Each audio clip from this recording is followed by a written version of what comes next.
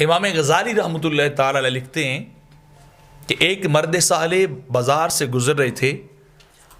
تو وہاں ایک حکیم اور طبیب بیٹھا ہوا تھا جو مریضوں کا علاج کر رہا تھا. تو وہ اللہ والے نے اس موقع کو غنیمت جانا اور اس طبیب اور حکیم کے قریب اور کہا کہ کیا تم بیمار دل کا بھی علاج کر لیتے ہو؟ لوگوں کے جسموں کا تو علاج کر رہے ہو، تو کیا اگر کوئی دل ہی بیمار ہو جائے تو بتاؤ اس کا تم علاج جو ہے وہ کیسے کرو گے؟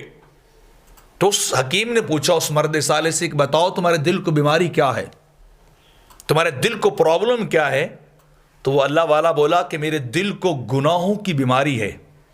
میرا دل گناہوں کی طرف بڑھا جاتا ہے، اللہ کی نافرمانی جو ہے وہ کرتا ہے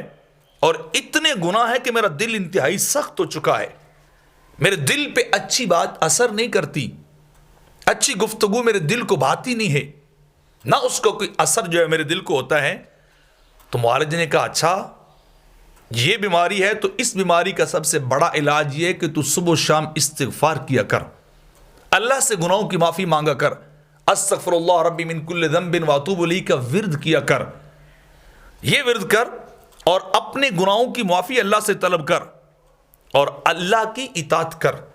جب تو یہ کام کرنے والا ہو جائے گا تو اللہ تیرے دل کو شفا دے گا، تجھے روحانی سرور ملے گا،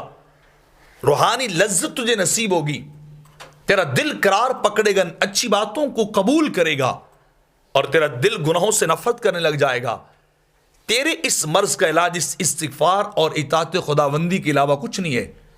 اگر کوئی اور کرے گا تو تیرے دل کا علاج نہیں ہو سکے گا. اس بیمار دل کا جو روحانی طور پر بیمار ہے،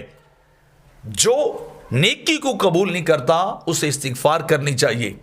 اسے گناہوں کی معافی مانگنی چاہیے، اسے توبہ کرنی چاہیے. تو جب کوئی بیمار دل بھی یہ کام کرے تو اللہ اس بیمار دل کو تندرستی عطا کر دیتا ہے.